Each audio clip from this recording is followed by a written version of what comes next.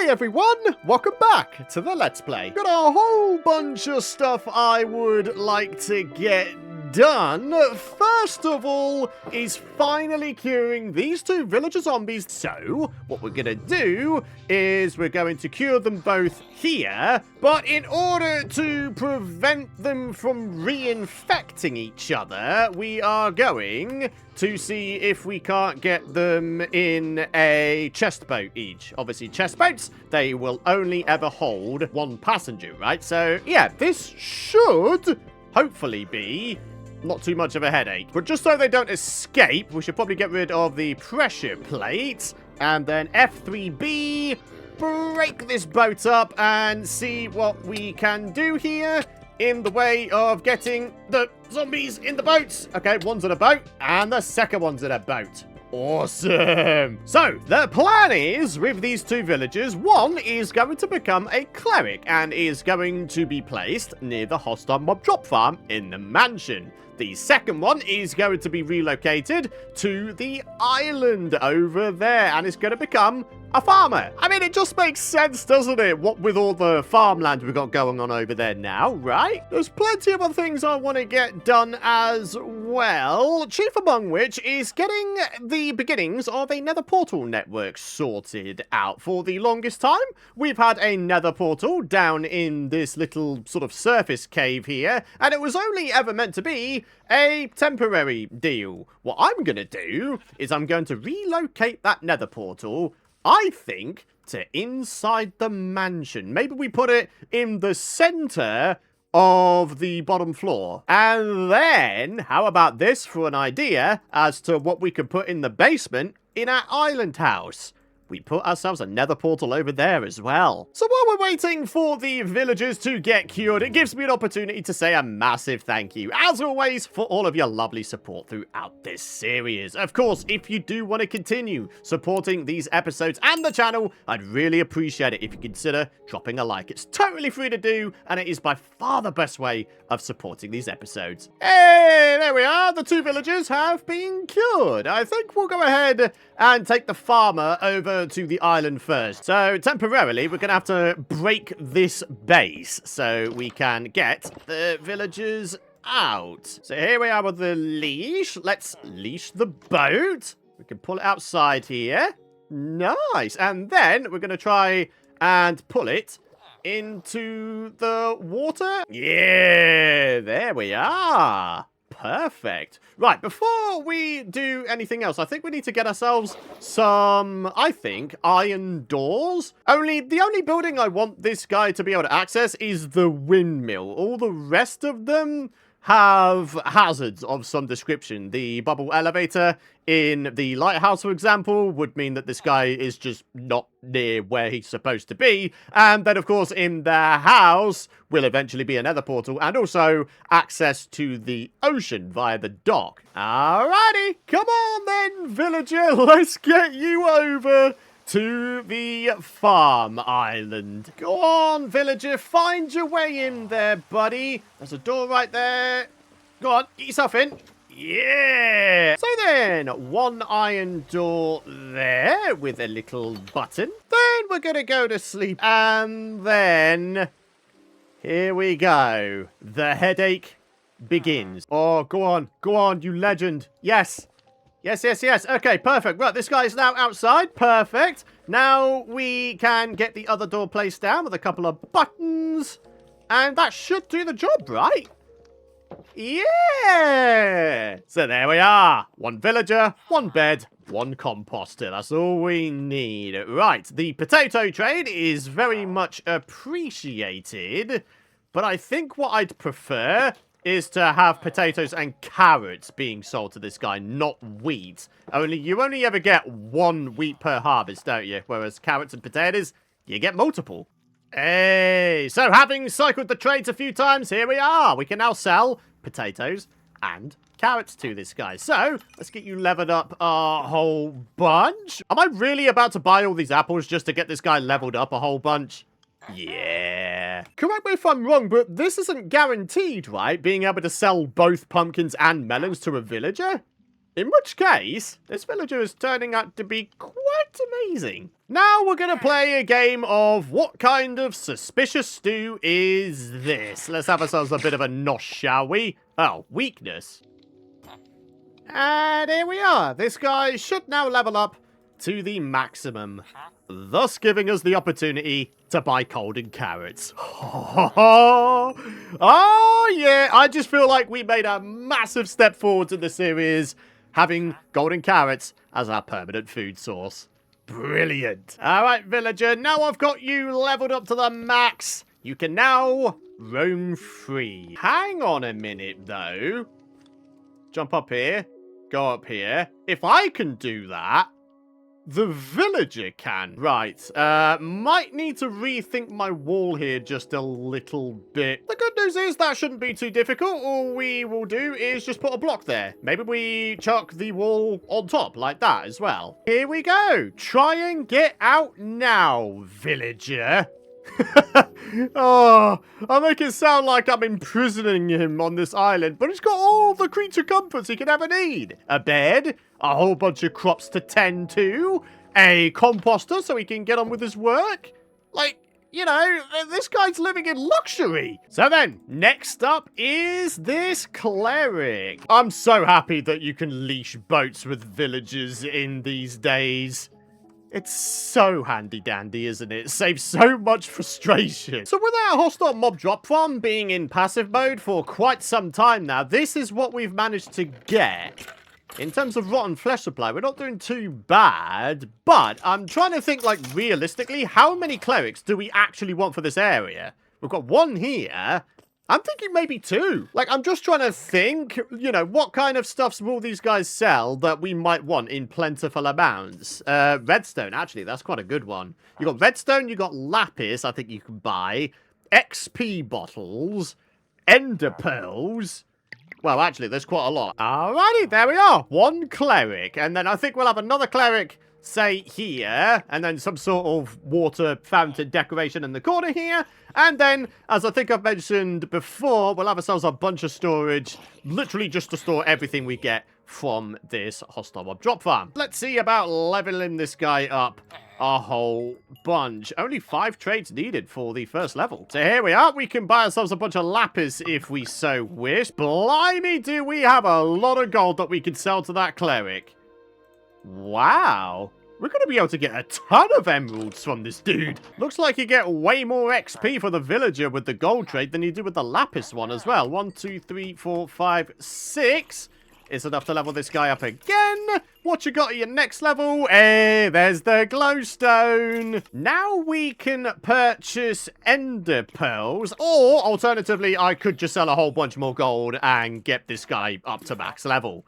At which point, he sells XP bottles. Oh yeah. So there we are. 2 villagers cured, fully leveled, and placed in their permanent places. Ah, check out that beautiful moonrise there, my friends, indicating that it's night time. And thus, finally, after quite some time, I can do this. Yeah, I can finally sleep at my starter base again. So then, moving on to the beginnings of our Nether portal network. Let's start off by getting rid of our original portal here. Now to use this lava pool I found to grab ourselves some more obsidian for more portals. And now, my friends, for the actual placing down of the new portal. Starting off with the mansion one. So, when we light this bad boy up, where does it take us in the Nether? I would suspect it would generate a new portal. It doesn't. Huh, okay, that means the portals are now slightly skew-if in terms of where they're placed in the world. What I might want to do in which case is pop back to the overworld, take down the exact coordinates of the portal. So, here we are, and then we divide both those numbers by 8, and then we have a slightly more accurate location to relocate the portal in the Nether to. Now, I know, probably sounds like I'm going overboard with this, right? But here's the thing, if there's too much of a discrepancy in the coordinates of the portal in the overworld versus the portal in the Nether, it can screw up your future Nether portal networks. So having done the maths, the exact location where this portal should be in the Nether now is -112 on the X, and then 12, as in plus 12, on the Z. Here we are, new portal placed down. Let's dig up the old one. Now, why do I know that there'd be a chance of the Nether portal network being messed up in the future? Because I've actually had it happen on my Minecraft Hardcore stream series. Insert shameless plug to the Minecraft Hardcore playlist here. But yeah, I had it happen over there, and I was sort of scratching my head wondering what on earth was going on, and it turned out the coordinates between the overworld portal and the Nether portal in the Nether didn't quite match up. So yeah, it's always worthwhile doing this sort of stuff, especially on a long-term world. So if my maths is correct, when we pop through here, we should wind up at our mansion once again. And there we are. Do you know what, though? There's a small part of me that actually wants to span this portal all the way up to the ceiling there. Anyone else? I don't know. Just feels a bit weird having this airspace here.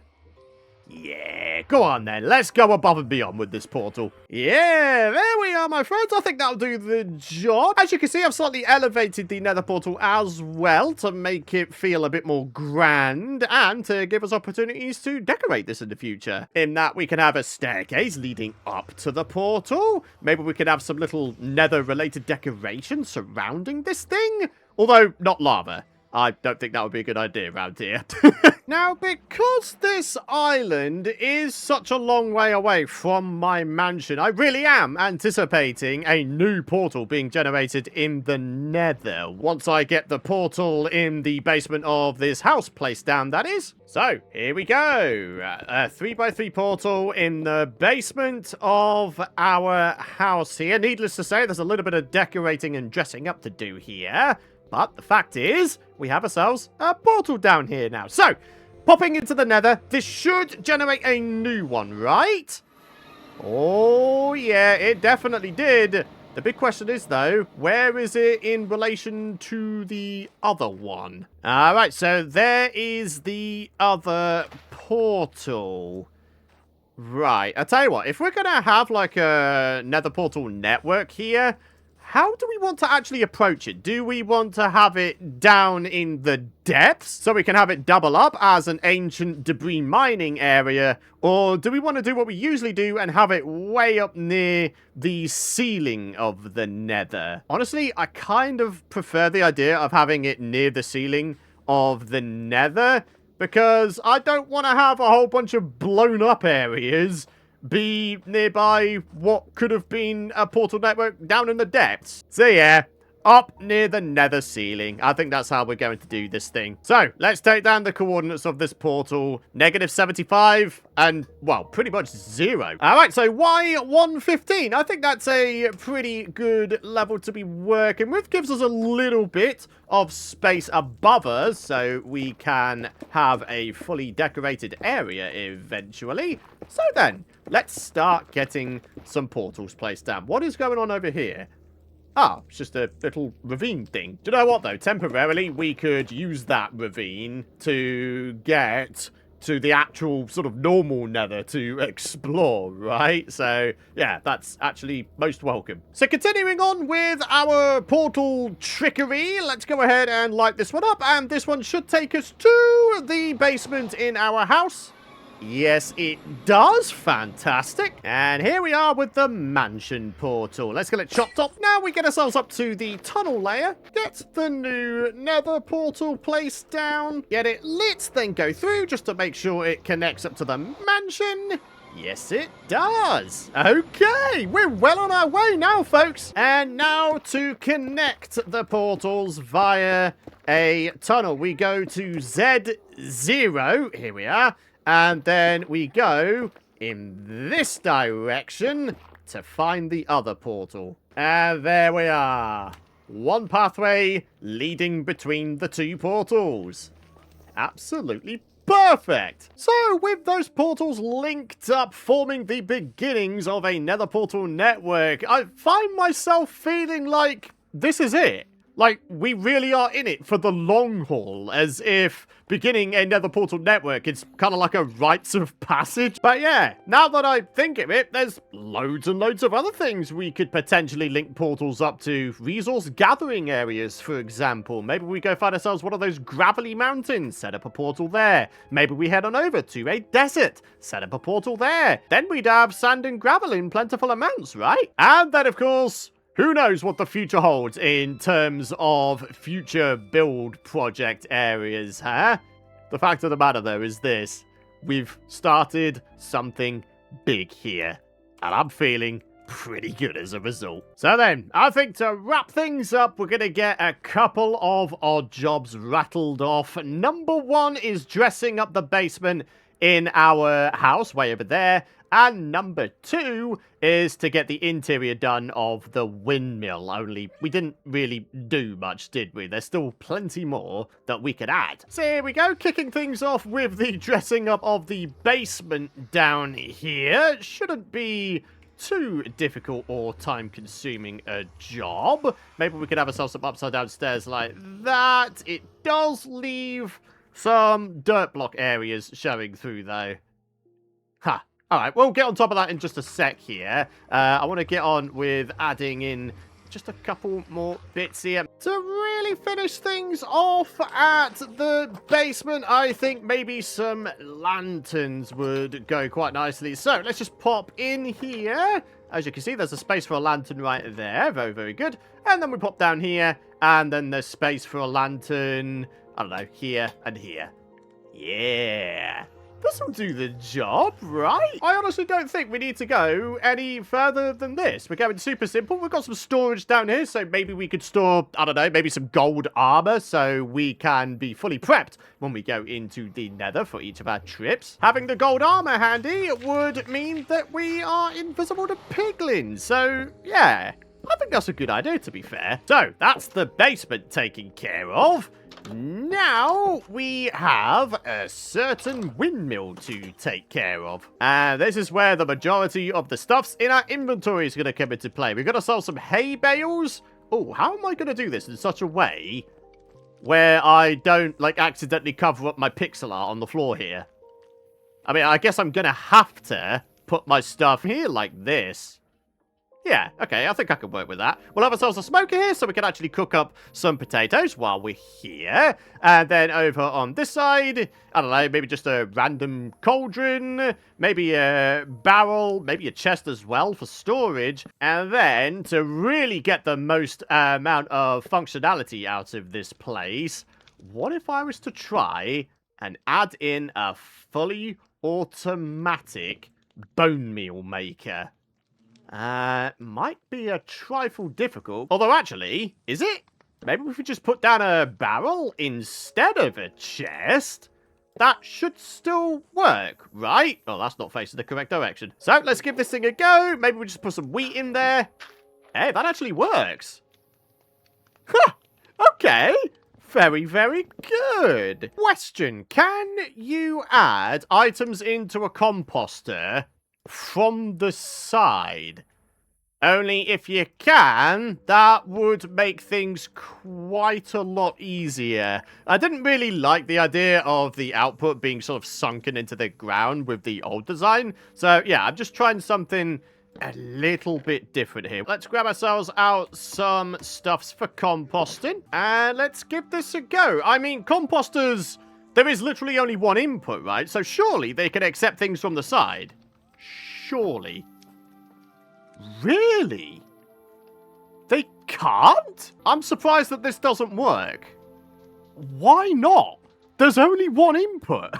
There's only one thing you can do with this. Well, I guess we could still shave a block height off of this entire thing just by having the composter down on the ground like this, and then the input up there like that. Yeah, I think I could work with that, right? And then we could go ahead and put some upside down stairs here, and then the flower pot king can come out to play. Yeah. Hey, that actually works out quite nicely. So, put that stuff in. And, I mean, there shouldn't be any problems with this now, right? Yeah! So here we go. A nice close quarters interior. We've got some spare storage in the ceiling here. And you know what? This is really quite quaint, isn't it? Yeah. All right. Now, my friends, now we can officially call this island complete. No more missing things out. It's all done. So on that happy note, it's time to wrap things up. Thank you very much for watching. I really do hope you folks have enjoyed today's episode. Drop a like if you have. And of course, make sure you subscribe so you don't miss out on my future content. For now though, have a great rest of your day.